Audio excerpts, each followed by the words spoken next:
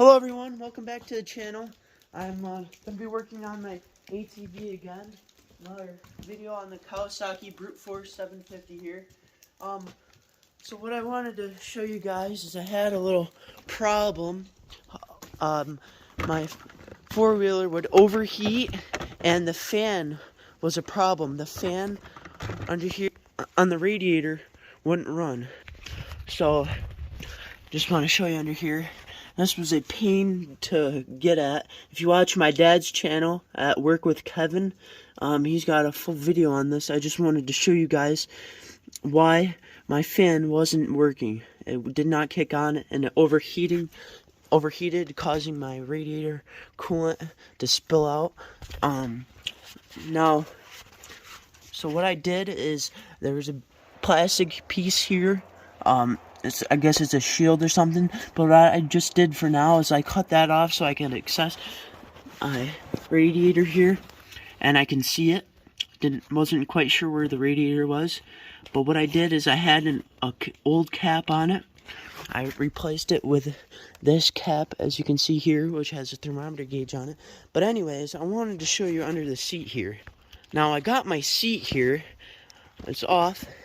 And I want to be focusing on this right here. I'm going to grab my service manual and show you guys. Now here's just a picture of my cooling system, coolant flow chart. And it shows my radiator cap. That's where I was able to find it on my machine here. And then all the hoses coming down to the water pump, the tank, and such stuff like that. But I want to show you the wiring chart here. Okay, so now I'm in my electrical system wiring diagram here. And I followed my radiator fan breaker 10 amp, which is under my seat. It's blue and white wire and a white wire. And then that's the computer it leads into, and then it leads into the radiator fan relay. So I was looking for a blue and white wire, and I looked all over, and I found it under my seat here. And as you can see, this is blue and white, and this is the radiator 10 amp fan breaker, and this is what runs the fan. Now the fan under here, as you can see, so what I found was the problem, guys, is I took the old radiator fan breaker out, and guess what? Look at this. One of the knobs, or the tabs here, was broken right off of it. So no wonder there wasn't any power running to the fan. So I got in here right now a 10 amp fuse for now. I ordered a new one off eBay, but well, this is a new fuse, and I just got it running to it right now, and it's giving it power. So when it rises up to 190 degrees, the fan will kick on, and then it'll cool the engine down. So it's been working great right now, guys. So that was basically it. I ordered one of these. Now it works just fine. So I'm still gonna wait on that to put it back in. But I also wanted to show you the on this radiator as well. Just for insurance, I put a new cap on it. My dad bought me this. It's got a temperature gauge at the top, so it's nice and handy. I can view from my driver's seat and see what temp it is. Now, usually the fan kicks on at around 190 degrees. So I can see what it's running and see the temperature. Now, I drilled this hole in here. That way I can see through from the driver's seat. And so I can, once I get the shield back on, I can't really access it easily anymore. They should make the radiator cap accessible, because it's a pain in the butt to get to. But anyways, I drilled it, and so I drilled it so that it would be covered by my cup holder here. Let me grab my cubby here. So once I put this back on, you won't even notice it anymore, and it protects it from getting any stuff in there. So anyways, I just wanted to come on here and show you guys that might help someone. But yeah, it was actually quite a simple fix. I'm glad we didn't need a new fan or anything super huge like that. It fixed I put a little more cool in it now. It's up to the full mark, and now we aren't overheating anymore. The fan's working fine, so we should be good. Now what I'm gonna do is put all this stuff back together, and I'm put my seat back on. I'm waiting on the part. I think it's gonna be here in another week, and all I have to do for that is put the breaker in and connect these two wires. It should take 5 seconds. Put the seat back on, and we should be good and ready to ride. So I'm gonna put my cup holder back on, and I had to take my grill off, so I'm gonna put that back on. I think there's studs that go in here, and then I'll get this all put back together. Oh, and also the radiator shield here. What I did is I just used a Dremel tool and cut that off. So what I'm gonna do now is I'm just gonna put it back up here, and I'll just use some zip ties to hold it on for now. It's got a screw down here, right there.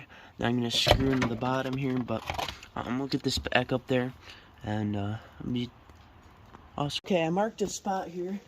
I'm gonna use a hole saw, and this is just so I can be able to still see the radiator cap for temperature when I had the radiator shield on. Dad taught me if you put it in reverse, it usually doesn't skip and go off your line.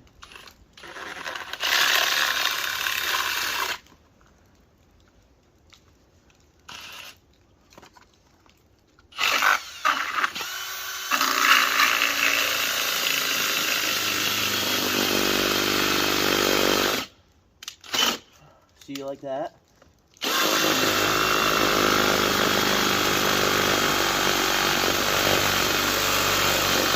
So if you put it in reverse, it usually doesn't skip.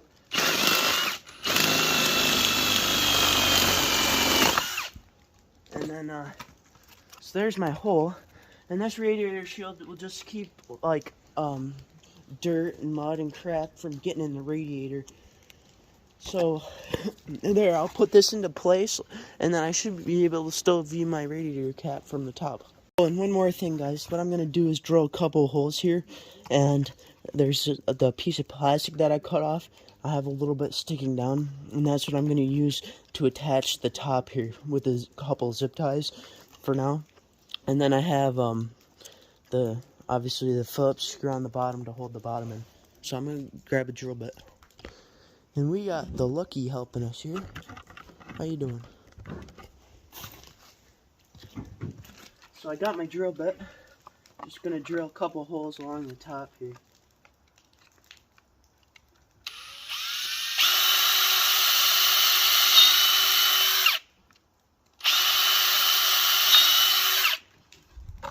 There. Now if I grab my zip tie,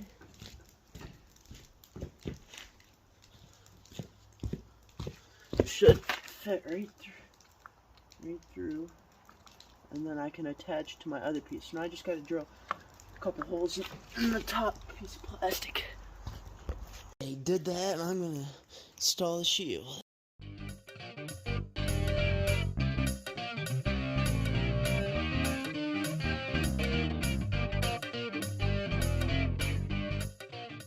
Alright, so what I did is I installed my radiator shield here, and as you can see I screwed on the bottom there, and what I did with the holes up here is I just drilled 3 like you saw earlier, and I zip tied it, and one of these I mounted all my wires on. And see what I did with the hole saws, they cut around here, that way you can still see the cap from the top. You can see what temp it is running. It's kind of not focusing in video here, but anyways, I think it looks pretty good. Now to protect it, and it's tight, doesn't rat around, and it's gonna protect. So now what I'm gonna do is I'm gonna install my holder, my cup holder, cubby storage.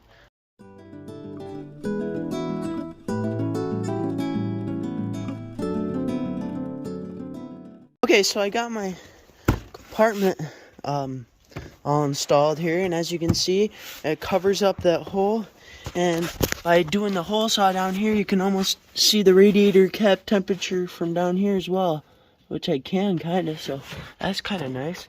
Now I gotta install my rack on the front here. Shout out to Dad, he got me this nice kit for Christmas, Ryobi, and it's got socket adapter, so I can put it in my drill. And I got my 3/8 using my impact here, and I'll install my grill. Now we have studs here, and there's 2 different sizes, and the shorter ones go on the back, and the longer ones go on the front. I'll put these on, and they just set in like so, and then they keep the grill off the plastic. So put these on. I'll go grab my grill and install it. 12mm. Okay, got my rack all bolted down, and we're all in business now. So I'll put back together. Like I said, I put my radiator shield on. Got a new radiator cab, shows the temp. It's easily accessible to the radiator now. Got this back on, got my rack back on. Now I just gotta put my seat back on. So that's all it was. The fan kicks on. Maybe I'll show you guys that. I'm gonna get my seat back on, and then I'll go around, get it hot, so I can show you the fan working. Oh, and I also wanted to mention to you guys before, when I was riding recently, for the past couple times, I had this FI light on, and it's not anymore, so I believe that's all it was. And I hope my 4-wheeler is all fixed now. You guys remember we had that oil leak? So let's start her up, get it hot, and I'll show you guys the fan.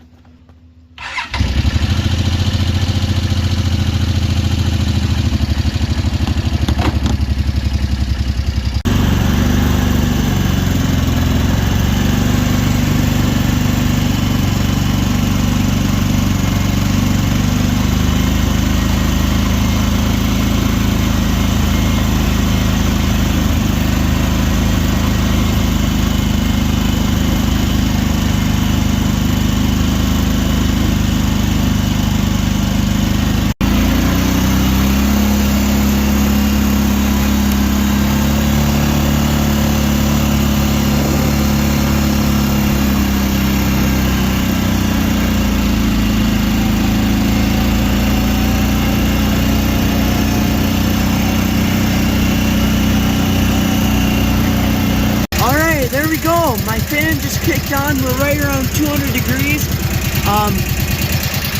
Just to prove to you guys that it works, that's all it was. I'm glad. The fan's working great now. It's cooling down the engine. My thermometer reads about 190, 200 degrees. That's when it kicks on. So I'm glad. That's all it was. So, and breaker. That's all it was. So I just have a 10 amp fuse. Running the fan right now until a week or so until I get that breaker. So that's awesome. Just cooling down nice. And so that's all it was. Here, I'm going to show you that breaker again, guys. This is what it was. It's a, I don't know what this, Hosiden, but it's 10 amp.